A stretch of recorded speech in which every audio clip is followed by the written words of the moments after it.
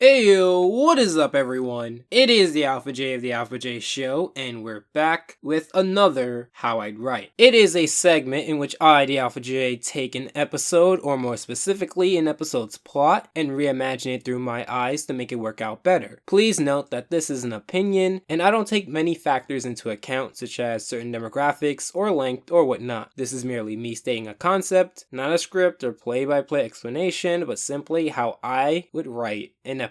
So this particular choice was the most voted for based off of my last How I'd Write video on SpongeBob. I understand why. This is an episode that doesn't really get talked too much about. Everyone just assumes that it's a generally poor episode. Personally, it's not high on my list of episodes I don't like or go out of my way to not watch. Usually I like to get into the rewriting portion if it's a SpongeBob episode, but this time let's shake it up. I'll give a paraphrased version of my thoughts on this episode. In the beginning, SpongeBob is reading on a grill and it doesn't burn until Squidward says so, apparently, because as soon as he puts the book back on the grill, the book burns, and that's a giant plot hole in the beginning. We also see the return of the French narrator. We also get SpongeBob blatantly not doing any work. He's just reading. He could be sweeping the floors or taking out the trash or cleaning the bathroom. He does none of that. He decides to read. I guess his character is slightly more lazy in this episode. We also have Squidward deliberately wanting SpongeBob to not have a happy memory. And apparently that's all we need to justify all the torture Squidward gets later in the episode. Also, it's hard to believe Squidward not having a happy memory. It's against my better judgment.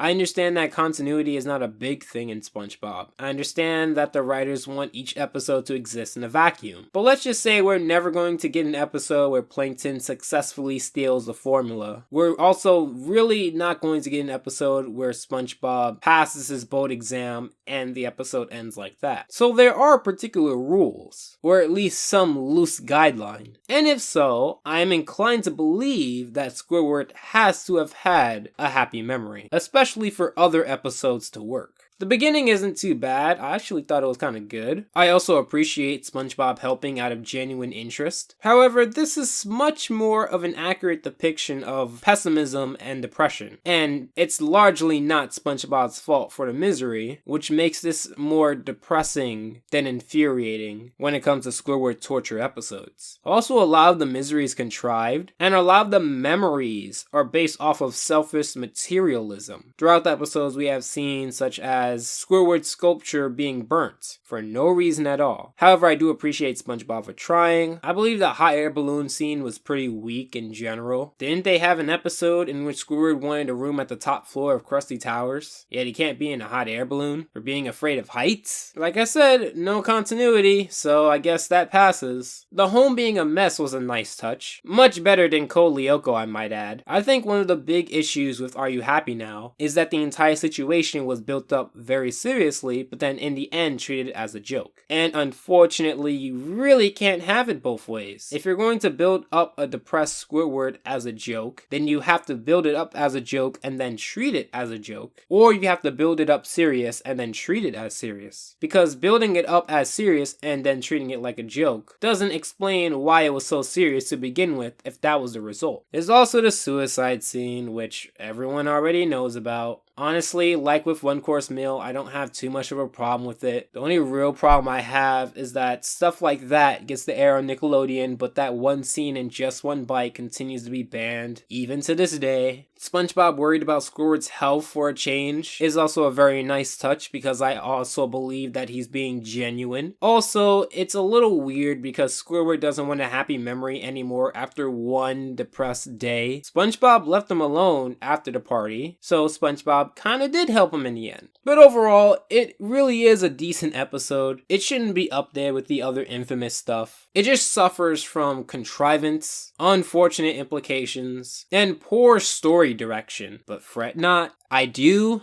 have a solution. Remember when I said that Squid Baby was the hardest to write yet? Well, this one was even harder. I'm not saying that for clickbait or tension. The premise, which by my rule I cannot change, is the following. Squidward tries to find his happiest memory, but gives up after hope is lost. Desperately, SpongeBob, quote unquote, helps him create one. Now, my first idea was for the episode to be a misunderstanding episode, having SpongeBob think that if he doesn't make Squidward happy, something bad would happen. But I thought that would have been too close to dying for pie. I had others that simulated episodes where the main characters are SpongeBob and Squidward. I think this idea hasn't been done, at least in the series as a whole. Let's start off the episode with Squidward being seen down in the dumps. Mr. Krabs enters the scene, seeing Squidward sad, slouching, but ignoring it for the moment, telling SpongeBob, who would poke his head out of the window above Squidward's cash register spot, that due to them having no breaks and little time off, before the work year ends, they need to reach a minimum amount of vacation time or Krabs will be fined for overworking employees. The tone of his voice would imply that he thinks that it's a ridiculous rule, but he's still gonna go through with it anyway because money. So Squidward seems to take the news in an unenthusiastic manner. SpongeBob, in my version, would take Squidward's sadness as a sign that they should spend time together because he would think that it would be a way for Squidward to feel better. So SpongeBob tells Squidward that he's been saving up and that he wants to take Squidward on a nice vacation for the weekend. Squidward would not reply. It would seem as if Squidward wasn't even on this planet. We fade to Squidward's daydreaming, in which it's a montage of Squidward being at the butt of everyone's jokes. The trick here is that in most of the montage segments, it is either an honest mistake, a misunderstanding, or karma for something he did. So we fade back into reality and he sighs, showing that he doesn't reject the idea, but he doesn't accept it either. And that's okay for SpongeBob.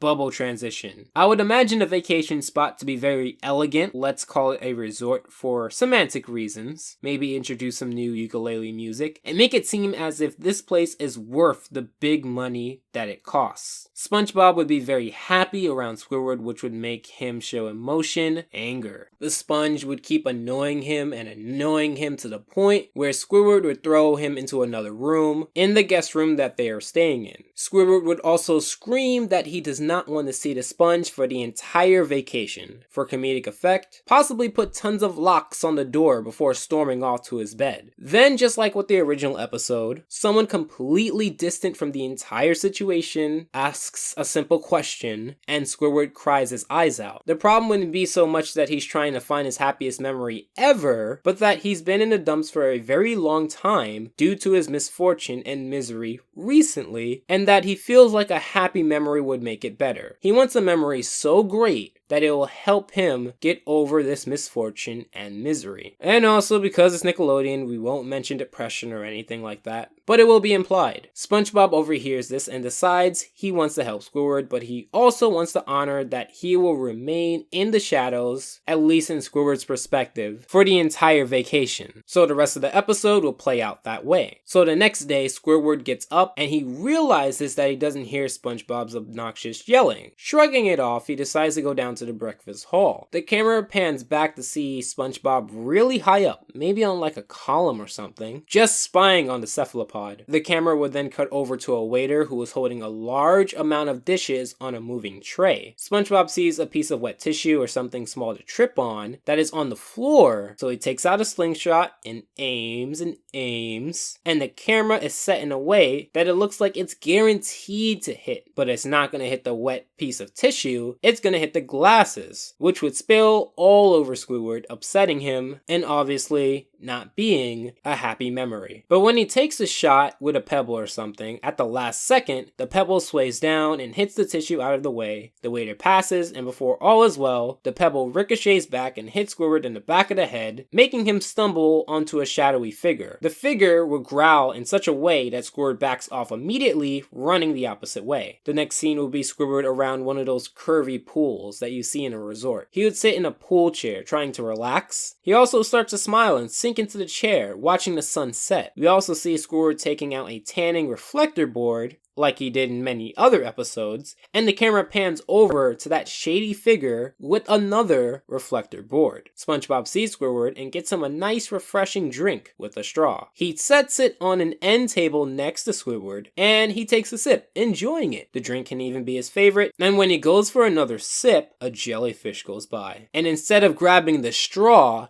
he would grab one of the tentacles of the jellyfish and try to sip, getting stung immediately, causing Squidward to jump in the air, screaming, spilling his drink onto the shady person, making him growl again. Squidward this time backs up, laughing nervously. You can even have the jellyfish shiver and cringe, talking to his jelly brethren about how he was violated. Now the third and last scene, because rule of 3, would be at night, to keep the consistency of morning, sunset, night. Squidward is having dinner, enjoying the cuisine. The restaurant, again, elegant and fancy, starts playing music. He also gets reminded on how he sucks as a musician. He sighs as SpongeBob takes the clarinet player on stage and distracts him, maybe with a dollar on a fishing pole, something really cartoony, making the music as a whole stop, because he was an integral role to the music at hand. The crowd boos and the lead singer asks if anyone can play the clarinet. Squidward looks up and decides to take the chance because why not? He takes the clarinet and starts to play. He seems okay and the crowd seems to warm up to him. The band starts to play with him and he seems to be happy before, again, you get the pattern, he messes up again with something out of his control. The original clarinet player realizes that the money is fake and realizes that he was duped. With a lot of aggression and vindication, the original clarinet player comes back, punching Squidward, making him fly into, guess who? The shady figure. The figure slams his fist on the table and pries Squidward off of him, tossing him aside. Bubble transition. Squidward is seen looking out into the sky, sighing that his whole day was ruined. You would hear footsteps as well as the tension music as Squidward turns around. The camera would switch to a first-person perspective of the figure coming closer to Squidward. Squidward is scared, kneeling and begging to not get hurt. Then you can do one of those scenes where the shady figure grows in height to emphasize the power and fear that he's supposed to give off. As Squidward shrinks relatively small, the tension would get to a height before the camera switches and it's a shadowy figure again. He takes off his coat or hood and it appears to be another cephalopod. The cephalopod tells Squidward that he ruined his day and ruined his chance for him to have a happy memory. Squidward tries to defend himself but is unsuccessful. The cephalopod would tell Squidward that all he wanted to do was enjoy fine dining, tanning, and classical music. And Squidward would say that he likes those things as well. So this comes full circle with the two making up slightly and having a great day with the now not shadowy figure. This would justify SpongeBob's actions considering that Squidward ends up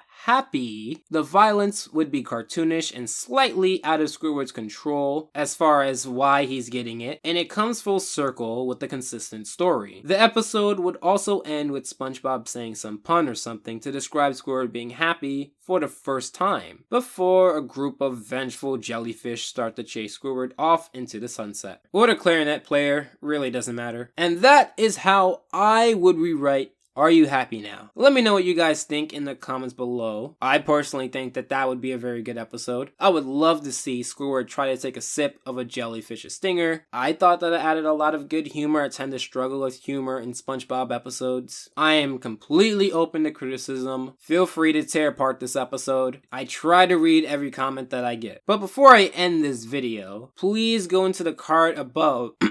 Please go into the card above and vote for the next topic. I will explain those 5 choices right here. Choice number 1. King of the Hill, Hank's Choice. This is one episode that a lot of people want reviewed, and although it's not going to be on my plate as an actual review for a long time, I wouldn't mind pushing it earlier in my queue as a How I'd Write episode. Choice number 2, Foster's Home, Everyone Hates Bendy. I recently scrapped this, but looking back on the script, it does have potential and I'm willing to revive it and make it a full-fledged video. Choice number 3, The Bros from the Amazing World of Gumball. This is probably one of my least favorite episodes of The Amazing World of Gumball. I dislike this more than the sweaters, but I feel like I can rewrite it. Choice number 5. Family Guy's Seahorse Seashell Party. This is a very infamous episode of Family Guy, and will probably be one of my biggest challenges, although really, any of these could be my biggest challenge. But with this one in particular, it would be my first adult animation-oriented How I'd Write, and it would give me a lot more free reign on what I can do. And the last choice, choice number 5, is Very Odd Parents' It's a Wishful Life. It's a very disliked episode in the community, so why not rewrite it and make Very Odd Parents just a little bit better? I do plan to branch off from SpongeBob in terms of How I'd Write for a little while. I'll come back after doing 2 or 3 outside the realm of the Sponge, although they are very easy to do. Make sure to follow me on Twitter at The Alpha J Show and join me in my Discord. As always, I hope your time is well spent, and Alpha out.